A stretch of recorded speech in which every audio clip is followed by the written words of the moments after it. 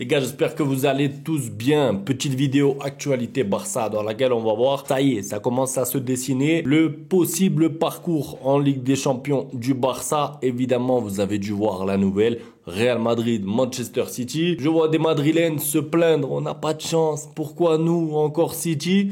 Il fallait pas terminer barragiste. Il fallait pas terminer là-bas 15e ou 13e. Bref, il fallait pas finir mal classé. Et je suis content pas pour l'affrontement en soi, mais parce que pour une fois, ça montre que si tu fais pas un bon parcours, tu mérites de te prendre un adversaire coriace, compliqué. Déjà qu'en plus, tu joues un tour de plus. Qui dit un tour de plus dit une possibilité de se faire éliminer. Alors moi, je vois le Real Madrid se qualifier parce que c'est pas du tout un grand Manchester City, mais c'est pas le sujet. Mais tu peux pas finir 10, 12, 15, 18e et espérer avoir un tirage au sort favorable. C'est pour moi normal d'avoir une équipe difficile à jouer. En parlant justement de tirage, alors c'est spécial, on connaît pas encore vraiment le tirage pour le Barça, mais on sait qui ça peut être. C'est soit le vainqueur du match Monaco-Benfica, soit le vainqueur du match PSG-Rennes. Alors eux, par contre, le PSG, ils se retrouvent en Ligue 1, quoi. Ils vont avoir deux matchs contre une équipe de Ligue 1. Bon, après en 8e, ils auront le Barça au Liverpool, le PSG, donc ça compense. Comme quoi, vous avez vu l'importance de terminer haut dans le classement. D'ailleurs, je sais pas si vous avez une préférence, je vous mets le tableau par là. Regardez, il y a un côté droit, un côté gauche. On sait pas encore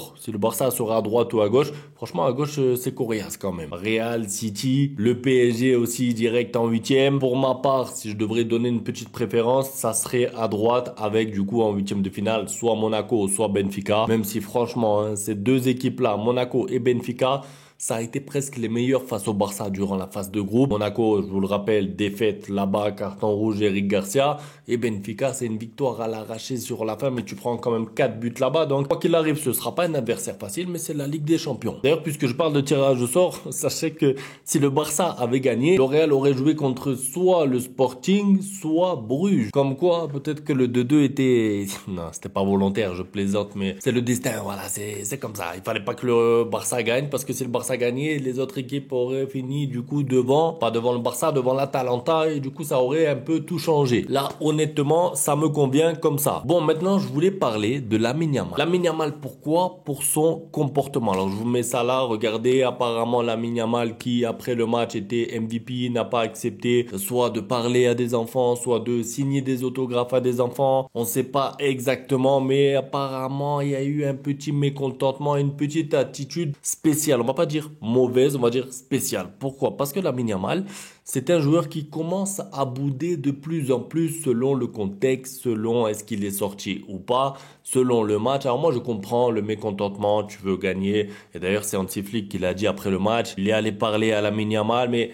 En fait, il faut pas que ça devienne une habitude de devoir aller parler à ton joueur à chaque fin de match juste parce que tu l'as sorti. Ça veut dire que la première fois, c'est normal. La deuxième fois aussi, je rappelle quand même, il a 17 ans. Moi, je l'attaque pas, j'explique juste. Il a 17 ans, donc il va apprendre, il va comprendre, mais il faut qu'il apprenne et comprenne vite parce que les médias sont là, sont derrière lui et ils sont là à regarder son comportement quand il sort. Ils font des gros plans sur lui. Ensuite, interview, ils regardent son attitude. Voilà, il faut pas qu'il donne à manger aux médias en fait parce que sinon, ils vont commencer à se mettre sur lui, à scruter son comportement à chaque fois.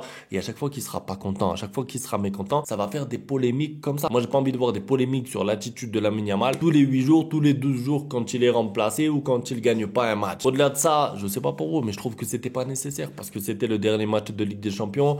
Tu fais 2-2, tu sais que t'es deuxième à ce moment-là, t'as marqué un but dans le match. Lamine Yamal a réussi son match en plus. Il y avait pas de motif justement à avoir un comportement comme ça. Donc, je vous ai dit, c'est des petits détails qu'il va devoir améliorer avec le temps au fil de sa carrière. C'est rien de grave. Mais ce qui m'embête, c'est que justement les médias profitent de ça, profitent de sa jeunesse, profitent de son manque de maturité dans le domaine. Parce qu'il y a des joueurs qui sont pas contents, ils vont devant les micros, ils sourient comme ça. Voilà, oui, c'était un bon match, merci, au revoir, c'est fini, il n'y a pas de polémique. Lui, il est juste encore trop honnête. Voilà, il est trop honnête, Lamine Yamal, et c'est normal, il débute. Il est nouveau dans ce milieu-là de footballeur professionnel, les médias qui sont derrière lui, donc c'est nouveau pour lui, mais il va falloir qu'il apprenne vite. Rashford attend toujours que Barcelone fasse un geste et continuera à le faire jusqu'à ce qu'on lui dise que le club ne veut pas de lui. Ce n'est qu'à ce moment-là qu'il commencera à évaluer d'autres options. Sa priorité absolue est Barcelone. Alors moi, j'aimerais bien que le Barça fasse un petit effort sur lui, honnêtement, parce que on voit qu'il joue pas à Manchester. En fait, il y a rien à perdre en prenant Rashford. Ça veut dire qu'il y a tout à gagner. Si tu retrouves un Rashford qui est en forme en 2-3 semaines, il va pouvoir justement t'être utile. Pourquoi?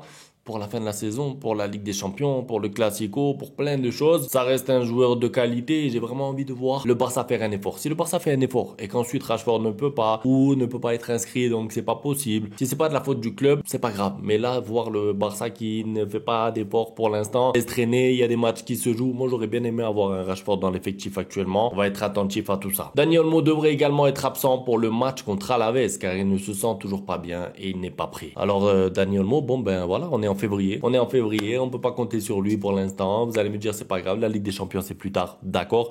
Je vois pas un joueur qui ne joue presque pas. Je dis presque pas parce que la trêve hivernale, il était blessé avant, il est blessé après. On repousse son retour pour faire attention, c'est normal, mais je vois pas Dani Olmo revenir pile pour les huitièmes de Ligue des Champions et ensuite enchaîner huitième, quart, demi, comme ça tout va bien, titulaire. Au-delà de ça, l'équipe elle commence à progresser sans lui. Moi, c'est pas que je préfère Fermin Lopez, mais si tu mets Fermin Lopez et qu'il me donne un but, une passe D presque tous les matchs, qu'il est pertinent, qu'il court, qu'il se blesse pas, au bout d'un moment, la méritocratie marche aussi dans ce cas-là. Donc Dani Olmo, j'aime beaucoup, mais si tu n'es jamais disponible, ça se complique. Et si, au-delà de ça, tu vas compter sur lui 30 minutes, ça veut dire que huitième de finale, tu vas le mettre 30 minutes parce que si tu le mets titulaire, il va se blesser, il sera pas prêt pour le match retour. Si tu le mets titulaire, il faut le sortir à la 55e parce que pareil, il sera pas titulaire au match retour parce qu'il aura de la fatigue accumulée. Je veux dire, la gestion de Dani Olmo, elle est difficile. On dirait qu'on parle d'un joueur de 35 ans. Moi, je me rappelle de Gundogan, il enchaînait tous les matchs, il courait partout. Pourtant, c'est pas un joueur non plus très physique. Dani Olmo est fragile. Rien de grave, bien sûr, mais c'est frustrant parce qu'on connaît la qualité du joueur. Tu as besoin de lui. Il y a des matchs importants qui arrivent et tu peux pas compter dessus. Les équipes saoudiennes s'intéressent à Christensen. C'est logique. C'est logique. Je pense que Christensen arrive sur la fin. Moi, je l'aime beaucoup, hein. J'adore son passage au Barça, malheureusement. Pareil, blessé trop longtemps. Ça veut dire que quand t'es blessé hors terrain 4 mois, 6 mois à cet âge-là et qu'entre-temps, t'as des coups qui progressent, des Araujo qui nouvellent leur contrat, t'as plus besoin de lui au poste de numéro 6, forcément ça se complique. Inigo Martinez qui en plus va rester, bref, il y a du monde quoi, c'est difficile. Le foot ça va vite, vous le savez.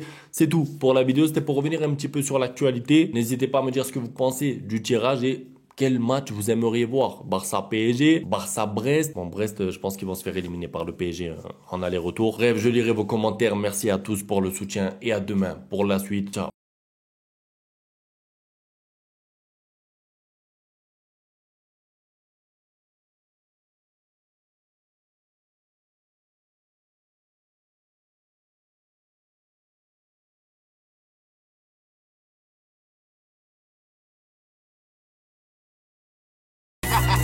Bang, bang, bang, bang, goodbye. Ustedes pueden aceptar mi negocio o aceptar las consecuencias. Plata o plomo.